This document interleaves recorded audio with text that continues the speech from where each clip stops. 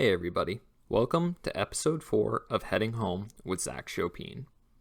On today's episode, I'm going to give you a tutorial on how to get autographs through the mail. You won't want to miss it. So lace up those cleats and round third for another exciting episode of Heading Home.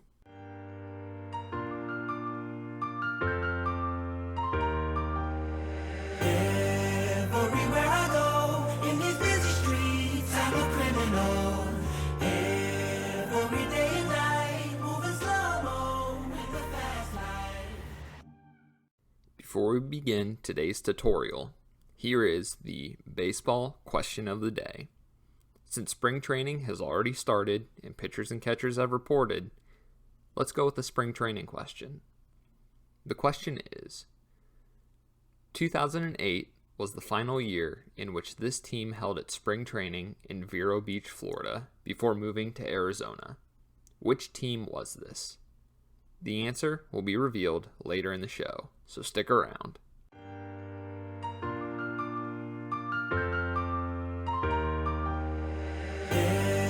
Everywhere I go, in these busy streets, I'm a criminal. Every day and night, moving slow-mo with the fast life. Hey everybody, what's going on?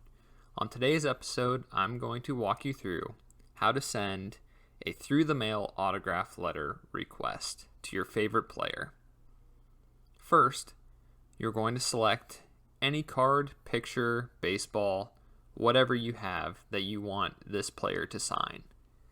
In this case, I have a Topps 2020 baseball card of former Cubs pitcher Kyle Ryan.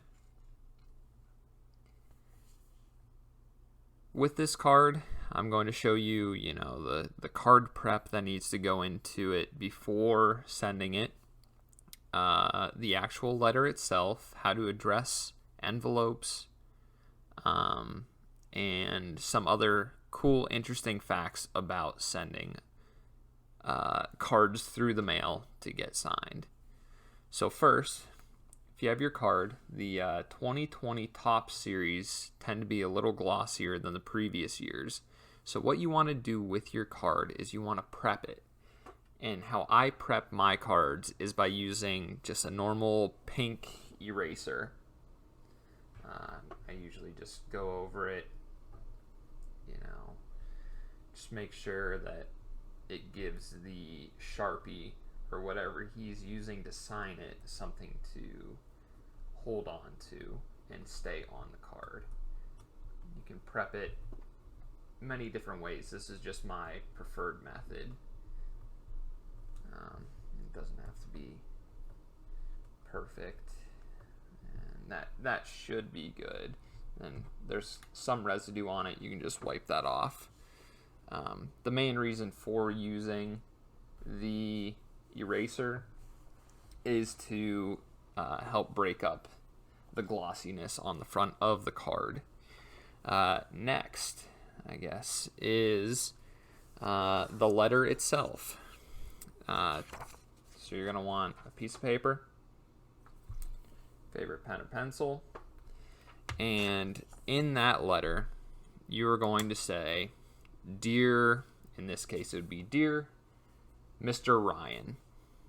You want to be courteous, professional, say please and thank you during this letter. A few of the other things is, to make it more personal, you can say, I really enjoy watching you pitch or play whatever position they play or hit or field or whatever they do that really draws you to that certain player. So in this case, with Kyle Ryan, I actually saw him play in the minor leagues for the Erie Seawolves. So in my letter, I would include, Dear Mr. Ryan, my name is Zac Shopene, or in your guys' case would be, my name is whatever your name is, and I am a big fan of yours. After that initial sentence, you can, start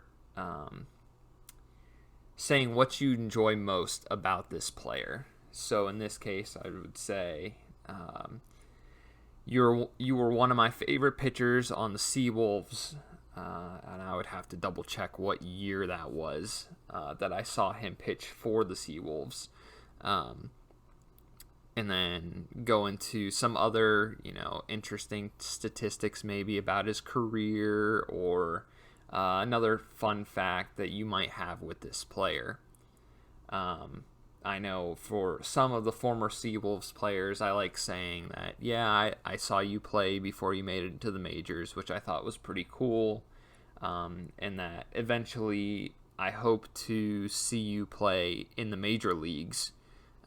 Just to watch his career from beginning all the way through the majors is pretty cool all on its own. So after all of the introduction for this letter, now is when you ask for the autograph. So what I typically say is, anyways, I was wondering if you could please sign this card for my personal collection. Because that's what, all of us try to do with this hobby, is to grow your personal collection. My collection consists a lot more of players that I have seen in person play, and a couple prospects here and there, as well as some Hall of Famers that, everybody talks about, like a Juan Marshall or Raleigh Fingers or Barry Larkin. Those are some of the autographs that are in my collection, like John Smoltz as well. So we'll continue with, anyways, I was wondering if you could please sign this card for my personal collection. If you can, that would be awesome. This is the part where, if you want to ask for an inscription on your card, say, could you please inscribe your debut date, say if you're sending a rookie card or something like that. Or if you're sending it to a Hall of Famer, you can say, can you please inscribe your Hall of Fame date or year induction. So after the letter is done, we'll have our letter and our pencil there. Next, you're going to want to get 2 different sized envelopes. So one is going to be slightly smaller than the other. That's kind of hard to see in there, but that's a bigger envelope. That's probably a better picture or way to show it. And then a smaller envelope. So what these envelopes are for are to, 1, send your letter, and 2, with the smaller one, for the player to return it.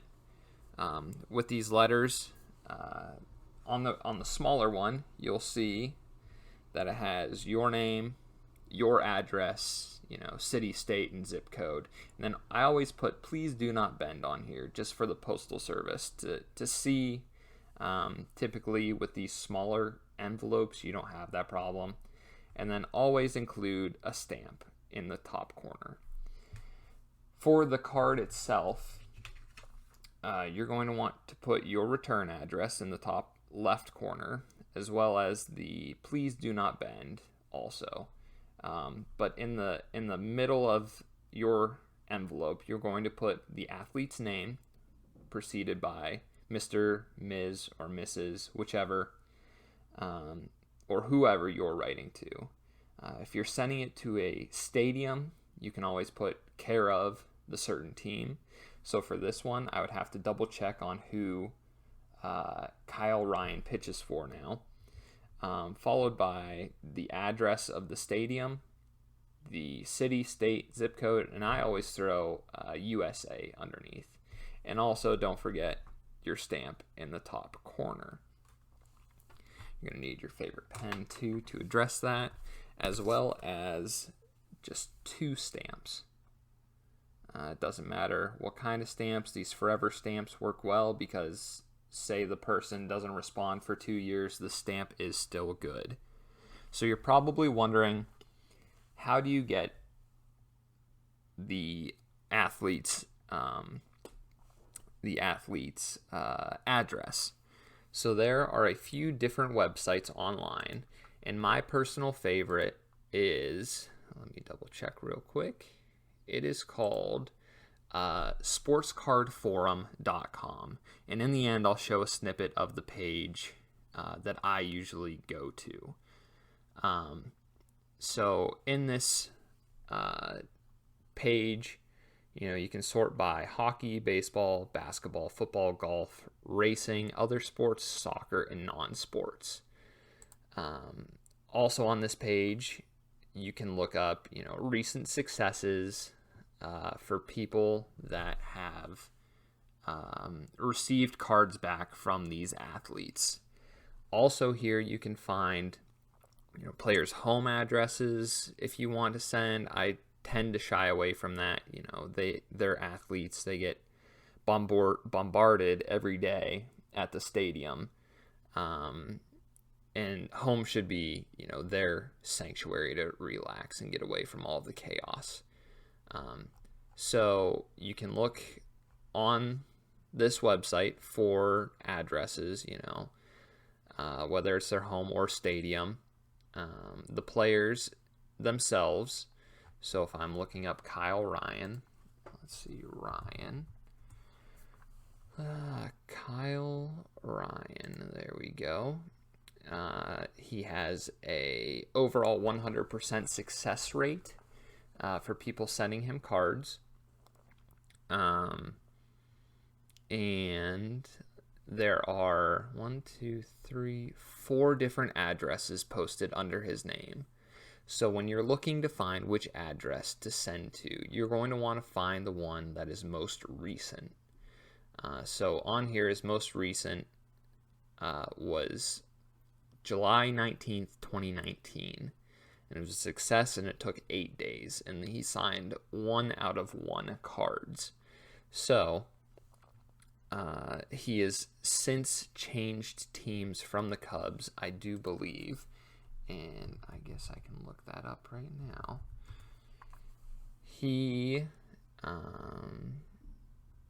I guess he still is on the Cubs. Okay, so that's some good news.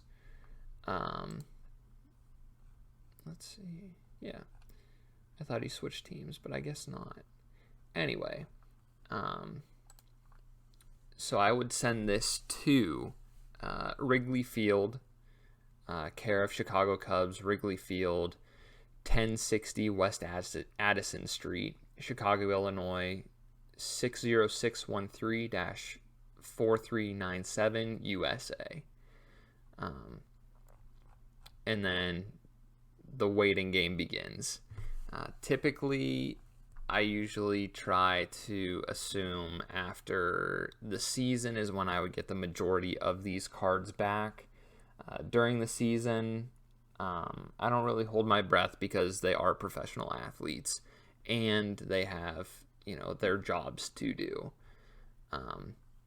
Another website that I go to, I would say not as often as Sports Card Forum, is sportscollectors.net. In this website, they separate everything by when the autographs were returned. So right off the bat, under their latest signatures by mail under baseball, Dave Goltz was returned in 17 days from the initial mail date, and Jim got 2 different successes from him, each varying. One was 243 days and the other one was 383 days. The nice thing about these websites is that they're free. You obviously on sportscollectors.net you can pay, I'm not sure how much it is. I think it's $5 or $7, maybe $10 a month, to get more insight and addresses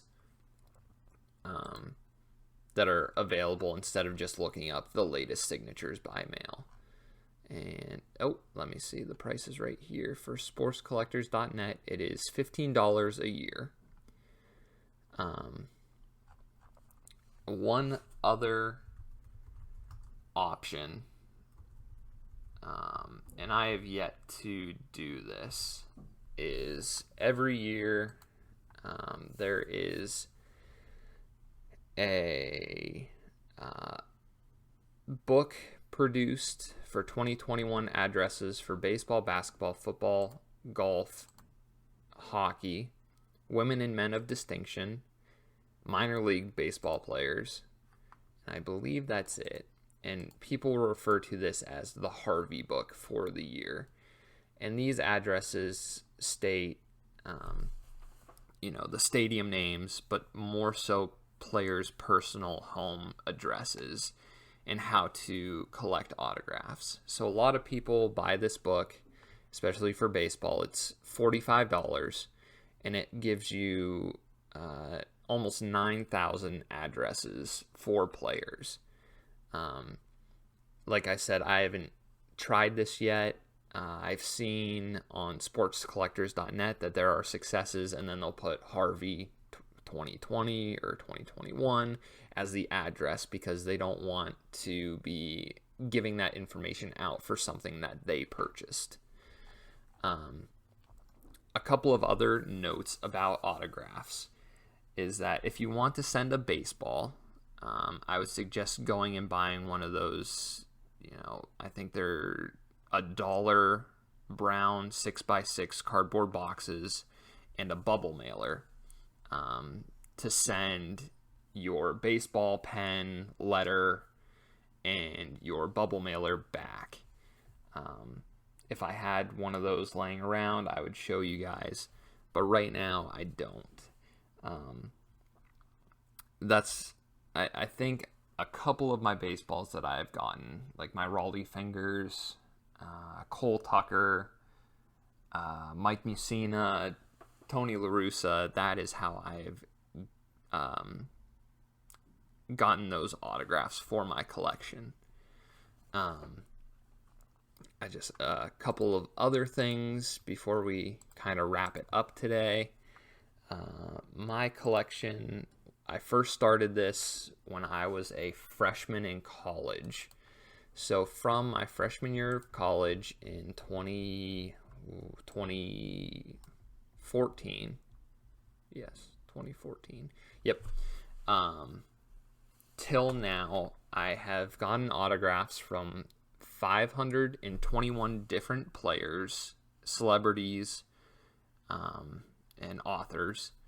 A total of 916 items signed, which 714 of them are cards of some form, whether they're baseball, football, basketball, golf cards, NASCAR cards, and things like that, followed by 23 baseballs or golf balls signed, 101 smaller pictures like 4x6s and index cards, 57 8x11s, 1 11x14 signed, 5 16x20 signed, 7 magazines, 2 hats, 5 books or book covers, and 1 jersey, resulting in 956 total signatures in my collection.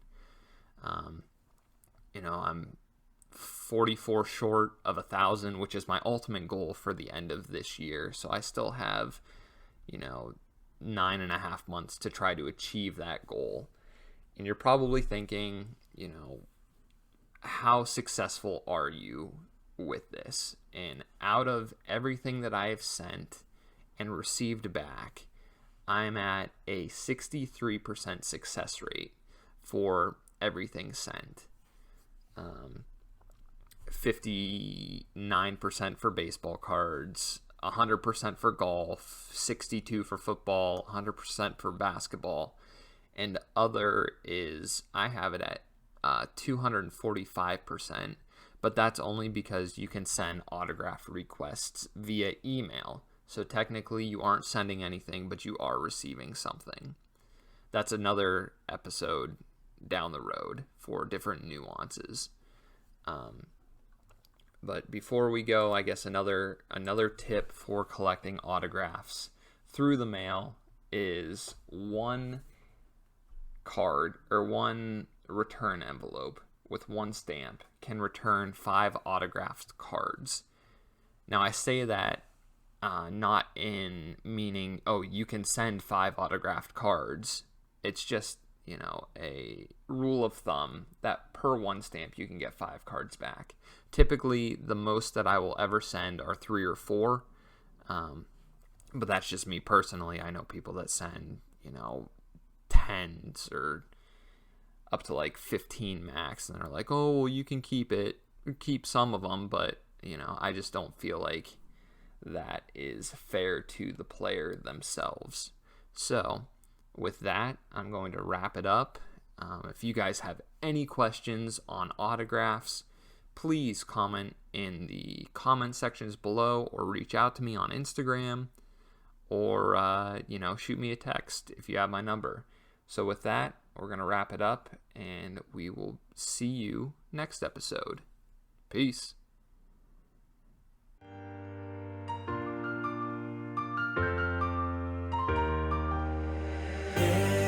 Everywhere I go, in these busy streets, I'm a criminal. Every day and night, moving slow-mo in the fast life. Now it's time for the answer to today's baseball question of the day. As a reminder, the question was, 2008 was the final year in which this team held its spring training in Vero Beach, Florida, before moving to Arizona. Which team was this? The answer? The Los Angeles Dodgers. And that will do it for this episode of Heading Home with Zac Shopene. If you enjoyed this video, give us a thumbs up and subscribe to the channel.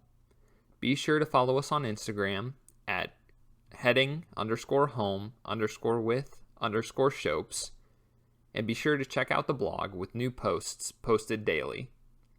Well, maybe not daily, but at least weekly. And as always, stay safe, God bless, and play ball.